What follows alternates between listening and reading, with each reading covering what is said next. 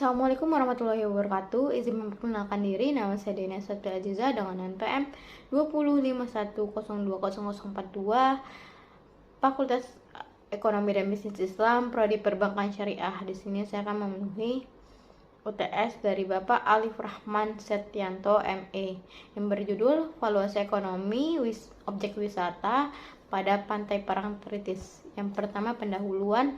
Pengertian dari valuasi ekonomi sendiri yaitu sebuah upaya untuk memberikan kuantitatif terhadap barang dan jasa yang dihasilkan oleh SDHL atau sumber daya alam dan lingkungan, terlepas dari apakah nilai pasar tersedia bagi barang dan jasa.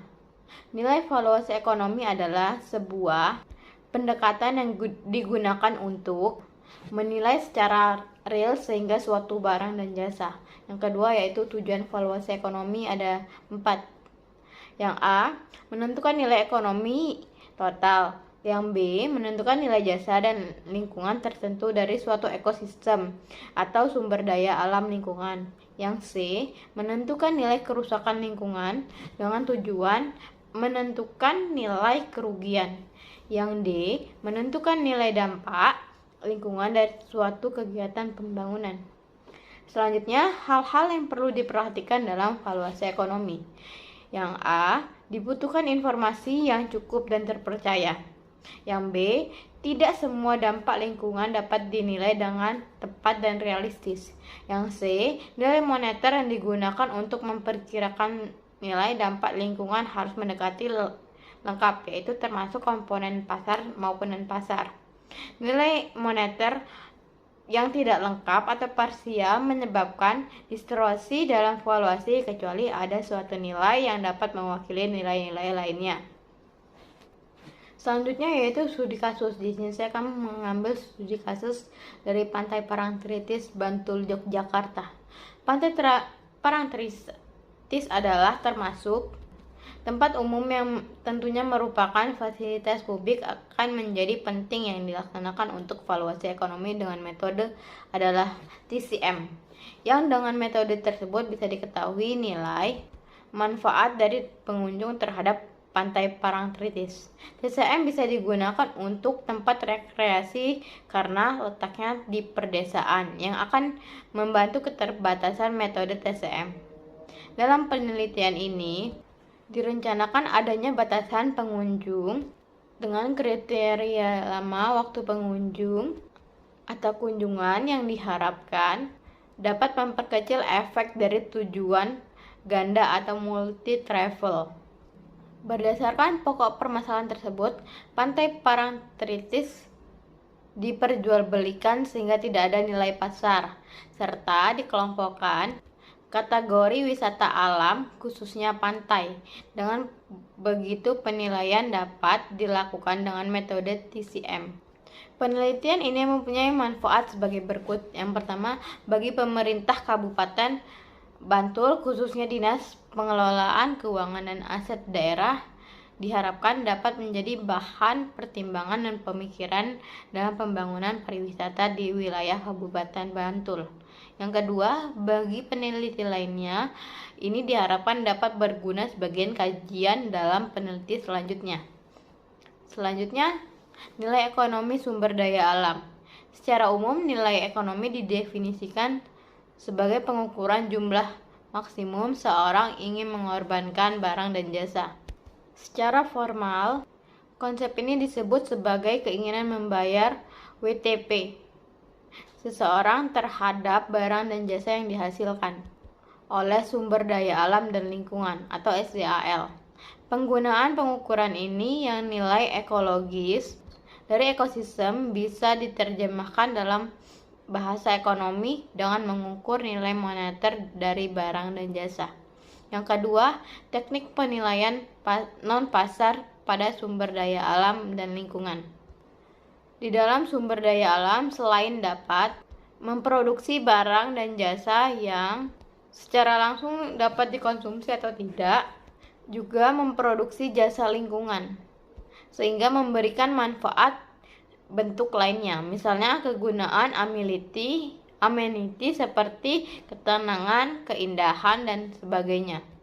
Secara umum, teknik evaluasi sumber daya yang tidak dapat dipasarkan atau non-market valuation dapat digolongkan sebagai dua kelompok. Kelompok pertama adalah teknik valuasi tidak langsung WTP yang terdiri dari hedonic, Price travel cost, dan random utility model. Sedangkan teknik yang kedua yaitu penilaian langsung survei WTP yang terdiri dari contingent valuation, random ultimate, contingent cost. Selanjutnya yaitu willingness to pay atau WTP, pendekatan ekonomi dalam menilai perubahan lingkungan didasarkan pada profesi seseorang terhadap lingkungannya. Lipton et al. Pada 1995 menjelaskan bahwa nilai ekonomi merupakan jumlah maksimum yang bersedia dikorbankan seseorang terhadap barang atau jasa agar dapat memperoleh barang atau jasa tertentu. Pengukuran dari nilai tambahan pada sesuatu di ilmu ekonomi adalah berdasarkan pandangan dari individu, sehingga indikator adalah keinginan membayar WTP untuk mengkonsumsi atau tidak mengkonsumsi sesuatu. Oleh karena itu, nilai TAM yang didapatkan suatu individu pasti akan sebanding dengan kesediaan membayar seseorang untuk menikmati sesuatu tersebut. Berikut grafik willingness to pay dan benefit. Selanjutnya, metode penelitian. Metode penelitian yang dilakukan oleh penulis adalah kuantitatif dengan desain riset deskriptif. Penelitian deskriptif memfokuskan pada penggambaran objek penelitian beserta fenomena dan peristiwa secara runtun dan jelas berdasarkan informasi yang didapatkan dari informan. Salah satu bentuk analisis deskriptif adalah kegiatan yang memaparkan serta menyimpulkan data mentah dalam jumlah besar sehingga dapat ditafsirkan. Selanjutnya adalah metode pengumpulan data. Data yang digunakan dalam penelitian ini adalah data kualitatif. Data kualitatif adalah data yang tidak dapat diukur dalam skala numerik. Setelah itu, data kualitatif ini dikuantitatifkan agar dapat diproses dengan statistik, yaitu dengan mengkualifikasikan ke dalam bentuk kategori, baik berupa jumlah nominal maupun data ordinal. Data dalam penelitian ini berupa primer dan sekunder.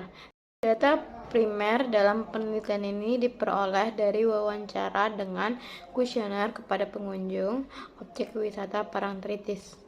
Hasil dan analisisnya yaitu teknik pengolahan data untuk mengetahui estimasi nilai pantai Parangtritis dengan TCM dengan menggunakan Condata regression. Pengguna Condata regression adalah tepat karena mampu menjelaskan suatu kejadian yang kecil dalam jangka waktu tertentu dan dengan karakteristik tertentu yang dihasilkan merupakan data diskrit.